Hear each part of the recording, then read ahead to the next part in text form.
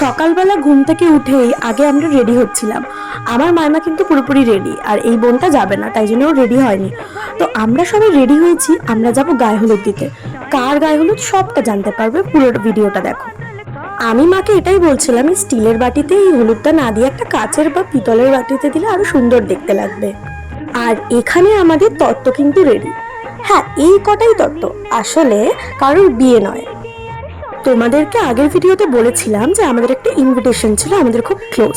তো একটা আন্টি আর আঙ্কেলের ছিল 25th অ্যানিভার্সারি সেলিব্রেশন। তো তাই জন্যে আমার বাবা আর অনেক আঙ্কেলরা মিলে সবাই মিলে গায়ে হলুদ আর তত্ত্ব রেডি করেছিল, ওদেরকে একটু সারপ্রাইজ দেবে বলে, যাতে জিনিসটা আর একটু ভালো লাগে দেখতে। আর সন্ধ্যেবেলায় ছিল অ্যানিভার্সারি পার্টিটা। তো তোমাদেরকে শুধু সকালে বেলায় কি কি করেছিলাম সেইটুকুই শেয়ার করেছিলাম, কারণ ভিডিওটা অনেকটাই বড় হয়ে যাচ্ছিল। তো এই যে সবাই রেডি কিন্তু, আর সন্ধ্যেবেলার ব্লগটা কিন্তু নেক্সট ভিডিওতে আসছে। এই যে আঙ্কেলের আন্টির বাড়িটা চলেও এসেছিলাম আমরা।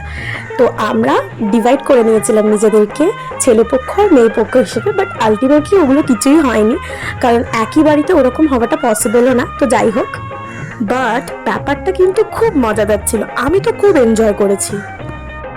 আর এমনিও অনেকদিন নিজেদের কোনো বিয়ে বাড়ি পাইনি, গায়ে হলুদ থেকে স্টার্ট করবো যেটা, তো তাই জন্য এটা কিন্তু মজাই লেগেছিল আমার। গায়ে হলুদ দেওয়ার পর আমাদেরকে দিয়েছিল কোল্ড ড্রিঙ্কস আর মিষ্টি। অ্যানিভার্সারি পার্টিতে কি কি হলো সেটা আমার নেক্সট ভিডিওতে দেবো, ততক্ষণের জন্য টাটা।